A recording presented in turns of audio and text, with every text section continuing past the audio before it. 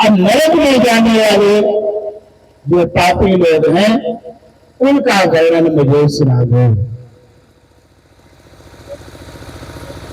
सनत कुमार कहते हैं कि ये जाइए, जो जीव हमेशा पापों में निरत होकर के महानत को प्राप्त करते हैं उनका मैं संक्षेप में वर्णन करता हूं।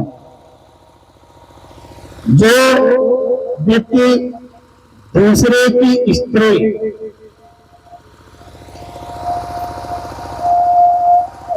दूसरे का धन मन में भी अनिष्ट का चिंतन तथा बुरी कर्मों में आग्रह, ये 4 प्रकार के मानुष पाप हैं। असंबद्ध असत्य अप्रिय भाषण तथा परे से चुगलखोरी, ये वाचिक पाप है। चुगलखोरी तो आजकल ज्यादा होती है और माताओं को तो बिना चुगलखोरी जिनका भेद नहीं हजम नहीं होगा। 2-4 दिन में प्रयास कर लेंगी लेकिन बिना चुगलखोरी के एक दिन भी नहीं रह सकती। और आपने इनको कोई काम या तो बहुत गोपनीय बात आपने बता दी तो आपने गलती नहीं किया कि हमने इनको बता दिया, किंतु आपने ये कह दिया कि किसी को बताना नहीं, तब बहुत बड़ी गलती आप कर दी। फिर उनके पेट में बात हजम नहीं होगी।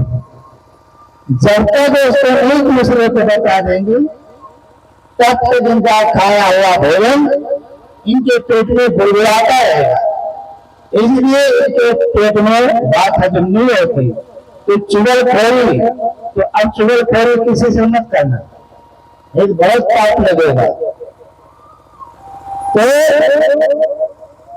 आरक्ष भक्षण, जिसका भक्षण निषेध है और उसे का धन अपहरण करना, ये पाप है। इस प्रकार मन और वाणी तथा शरीर से 12 प्रकार के पाप होते हैं। और जो लोग संसार समुद्र से पार करने वाले महालोक की निंदा करते हैं, ऐसे मानवी जीवों को महापाप लगता है। ये गुरु निंदा, ज्ञान में दोष, द्रव्य का अपहरण एवं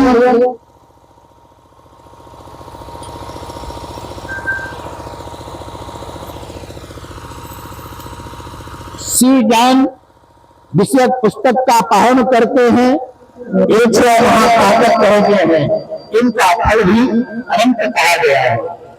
जो अन्य से की गई सी पूजा को देखकर हर्षित नहीं होते, शिवलिंग को देखकर नमस्कार नहीं करते, उनकी स्तुति नहीं करते, और जो लोग राशि के आगे उनका आदर सम्मान नहीं करते और मनमाना कार्य करते हैं, निर्भय होकर के इधर खत्म करते हैं एवं शिव और अपने गुरु का आदर नहीं करते, वो सर्वकाल उपस्थित होने पर पाप के अधिकारी हो जाते हैं।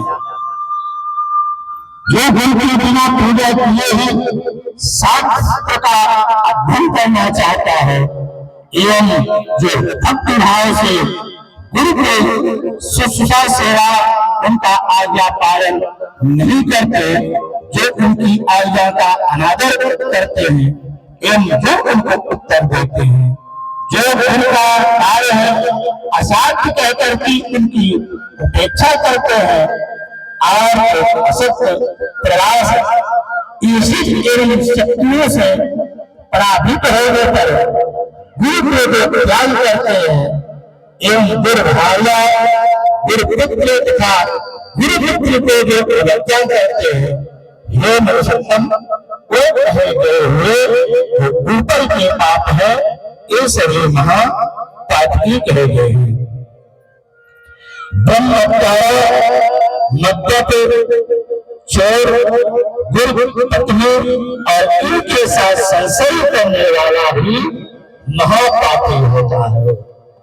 इस तरह से जो ब्राह्मणों में देश देखता है और जो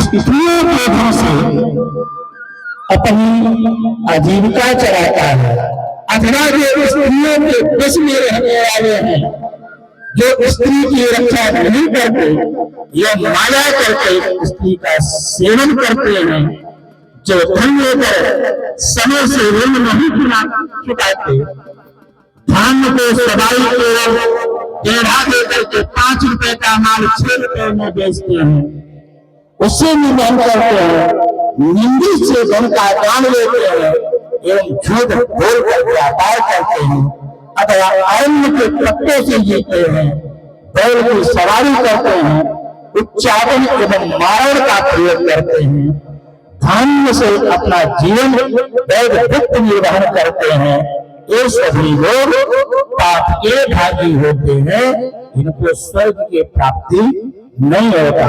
अर्थात स्त्रियों के धन से, स्त्रियों का धन का मतलब है कि पत्नी तो नौकरी कर रही है और पति घर में बच्चों खिला रहा है, उनके लिए कहा गया है। इसलिए हमारे यहाँ स्त्रियों को नौकरी कहना शास्त्रों में सिद्ध है। स्त्री तो नौकरी कर रही है और पति घर में बर्तन धो रहा है। भाई बर्तन धुलेगा ना, जब वो ड्यूटी चली जाएगी तो पति क्या करेगा? बच्चे को संभालेगा। तो क्यों हंस रहे हो पंडित जी?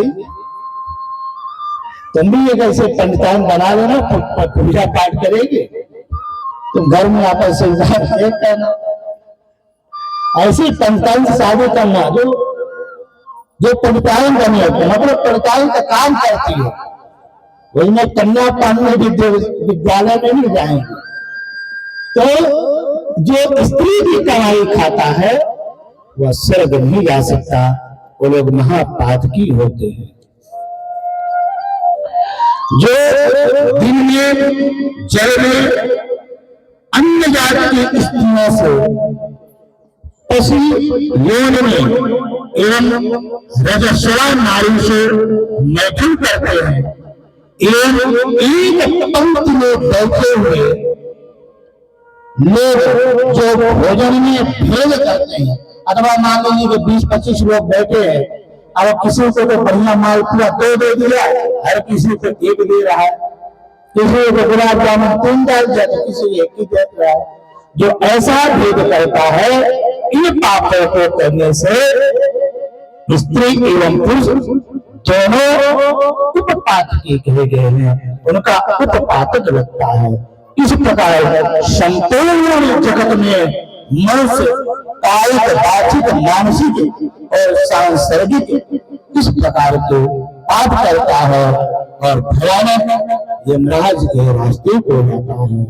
इस मृत्यु लोक में 86 सहस्त्र योजन देवी नरक है, वहां तीक्ष्ण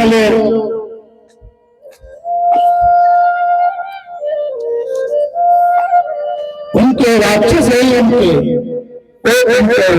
प्रताड़ित करते हैं और उनको अनेक प्रकार के दुख देते हैं।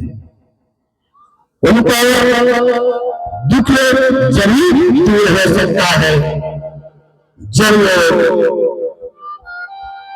उसके निवृत्त के लिए, उस पाप को हरण करने के लिए उसका प्रायश्चित करें।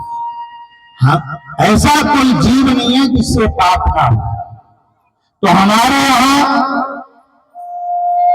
जैसा पाप है वैसा उसके लिए प्रायश्चित बताया गया है कि जो जैसा पाप करे उसका वैसा प्रायश्चित होता है।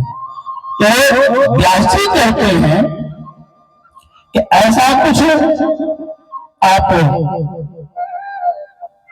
दान बताइए जिससे कि करने से थोड़े पाप की उत्पत्ति हो जाए तो व्यास जी महाराज का दान भी किया होता है। बोल बाबा विश्वनाथ की जय।